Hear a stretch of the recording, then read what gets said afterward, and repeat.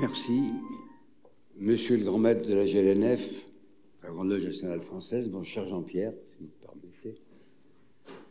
Monsieur le président de la loge Villard-d'Honnecourt, qui m'avait fait l'honneur tous les deux donc de m'inviter ce soir, et vous, messieurs les grands officiers et dignitaires de cette grande loge, mesdames, messieurs, chers amis, les artisans du temple, ils auront la sagesse pour savoir bien ciseler le métal et faire des colonnes comme il faut les faire. Voilà, hein, c'est le savoir-faire.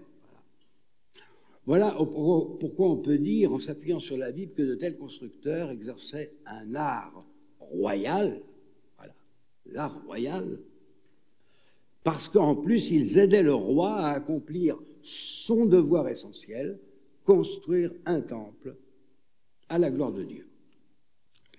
Ainsi, la vieille religion juive, telle qu'elle ressort de la Bible, s'est développée autant par assemblage de récits anciens, mêlés à une interprétation particulière, que par le souci d'une pratique cultuelle minutieuse, où l'on ne voulait rien laisser au hasard et à l'imagination personnelle. En témoigne le livre du Lévitique, qui est une sorte de manuel liturgique complet, s'il en fut, hein, pour les nouveaux prêtres qui vont avoir à exercer dans le temple. La vieille religion juive fera revivre des mythes anciens en faisant primer la vérité de l'interprétation spirituelle sur la vérité historique.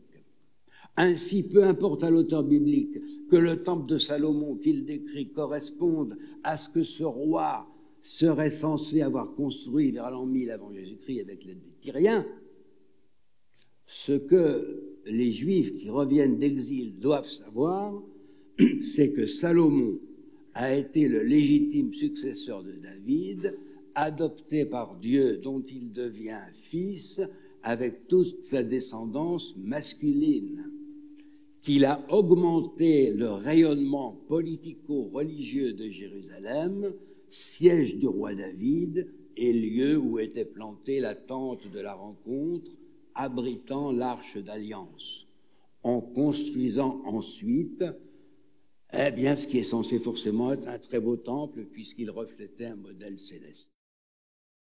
Et qui donc, d'ailleurs, je vous le demande, peut faire mieux que Dieu, sinon Dieu lui-même? Ainsi, en s'adressant à Zorobabel, il attache cette réalisation du nouveau temple à un descendant de David, qui justement, comme par hasard, est Zorobabel. Et le prophète lui précise de la part de Dieu, « Je t'établirai comme l'anneau à cacheter, car c'est toi que j'ai élu, oracle du Seigneur de l'univers. » Donc l'anneau dont il est question, hein, c'est le sceau royal qui authentifie les actes du souverain. Donc Zorobabel est proclamé Messie, roi légitime, donc fils de Dieu. Ce sont de ces qualités que le futur temple tirera une plus grande splendeur que ce qu'ont pu voir Moïse et Salomon. Donc, voyez-vous, dans cette pensée juive qui est en train de s'élaborer, le Messie engendre le temple et non l'inverse. Et c'est sans doute là, voyez-vous, la raison profonde qui a empêché David de faire sa construction, car il en avait le projet, et qu'on l'a attribué à Salomon, le premier roi à porter le qualificatif de fils de Dieu. Mais de ce temple, je l'ai dit, plus de traces, pas plus que de celui de Zorobabel.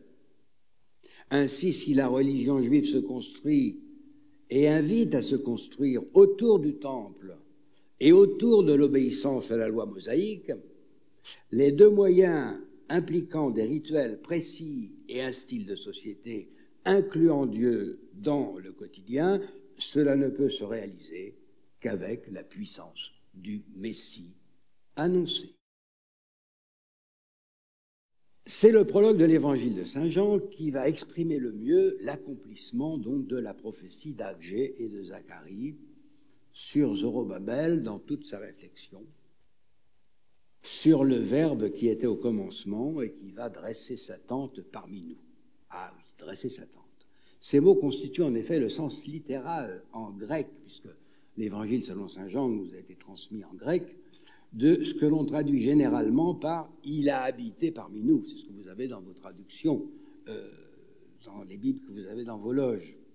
Et cette affirmation est précédée par une autre affirmation d'une importance capitale pour notre sujet, sur les pierres vivantes, « et le Verbe s'est fait chair ». Voilà. Ainsi, l'incarnation du Verbe de Dieu nous est-elle présentée par le 4e évangile comme la première pierre de son habitation parmi nous, qualifiée de tente par le texte pour évoquer Moïse et le temps de l'Exode et le fameux modèle divin de ce qui, sur terre, permet la réconciliation de Dieu et de l'homme, à savoir le temple. Mais en fait, il s'agit toujours d'un temple, voilà. Même si cette fois-ci, il s'agit d'un être humain.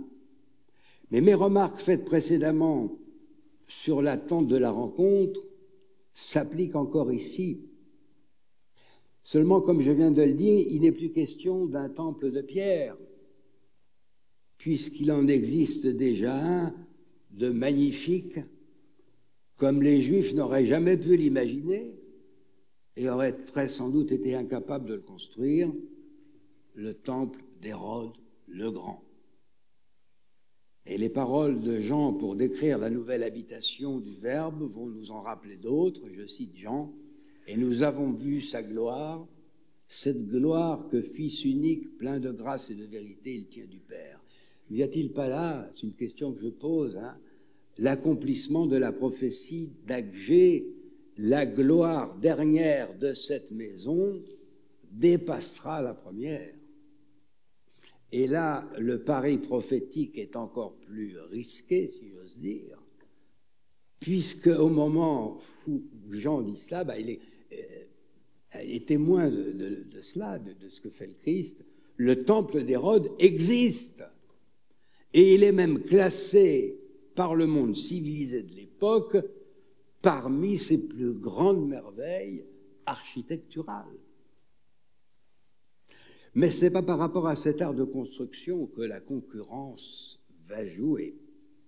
Il s'agit de l'habitation du Verbe divin, Fils de Dieu, et nous sommes encore renvoyés là aux prophéties d'Agé, de Zacharie sur Zorobabel. Pour les chrétiens, Jésus va apparaître comme le Zorobabel de Dieu. Il est son grand architecte, mais il construit en pierre vivante. À partir de lui-même, l'élu, donc la pierre choisie, vivante, pierre de fondation, mais aussi pierre d'angle. Tout cela pour faire comprendre que Jésus est une pierre indispensable. Ainsi, dès le début de son évangile, saint Jean place Jésus en concurrence avec le temple de Pierre. Il la précède et que je l'espère vous serez mieux à même d'apprécier après les rappels bibliques que j'ai mentionnés. Pourquoi en effet saint Pierre demande-t-il aux chrétiens de devenir des pierres vivantes pour s'édifier en maison spirituelle? Eh bien pour s'approcher du Christ, qui seul peut mener à bien leurs travaux de transformation et de perfectionnement. Il fait précéder la demande par cet ordre: approchez-vous de lui, pierre vivante, rejetée par les hommes, mais choisie et précieuse devant Dieu. Il faut donc, voyez-vous, entrer en contact avec le Christ pour que son cœur de pierre devienne un cœur de chair et pour pouvoir s'abreuver de l'eau vive qui donne la vie éternelle. C'est ce qui explique les sacrements dans l'Église. Oui, cette eau est vraiment vive au sens premier, car elle seule peut communiquer la vie éternelle par la seule initiation qui soit absolument indispensable, le baptême. Quand Anderson écrit « Cette religion sur laquelle tous les hommes sont d'accord », n'oubliez pas que c'est un pasteur calviniste de stricte observance et que pour lui, la religion sur laquelle tous les hommes sont d'accord, c'est bien évidemment la religion chrétienne. Et quand 2 ans plus tard, on traduira son texte en français, puisque les loges viendront en France, les premières loges à Saint-Germain en 1725, on écrira « Cette religion dont tout chrétien convient ». À défaut de s'affirmer catholique, la première organisation maçonnique moderne se présentait donc comme chrétienne, avec les éditions de 1723. Il y aura une seconde édition, bien sûr, que je n'ignore pas, en 1738, où là, ce sera théiste, et on dépassera le cadre du christianisme. Mais, j'en reviens au tout début, Anderson, dans son historique de l'ordre des maçons, par exemple, quand il parle de l'arrivée sur terre de Jésus, il dit « Jésus, Messie de Dieu, grand architecte de l'Église ». Raison de plus, donc, pour s'accrocher à la filiation assez mythique, finalement, bien sûr, des constructeurs de cathédrales, mais tout de même, il y a un rapport. Il se proposait donc, voyez-vous, ces maçons anciens de 1723, par des simples relations d'amitié fraternelle, éclairées par la même foi chrétienne, de surmonter leurs divisions dogmatiques et politiques. Ils ne voulaient pas pour autant construire une religion syncrétiste de substitution pour pouvoir se parler et puis apporter l'amour que tout baptisé doit à tout autre baptisé, même à tout autre homme. Eh bien, ils avaient trouvé cette structure. Tous sont des pierres vivantes, vivifiées par le Christ. Ainsi, l'anglican qui vit quelques heures en loge avec un presbytérien, voire avec un papiste, eh bien, s'apporteront l'un l'autre ce que j'appellerais le sacrement du frère, qui leur permettra de construire à l'extérieur la tolérance religieuse.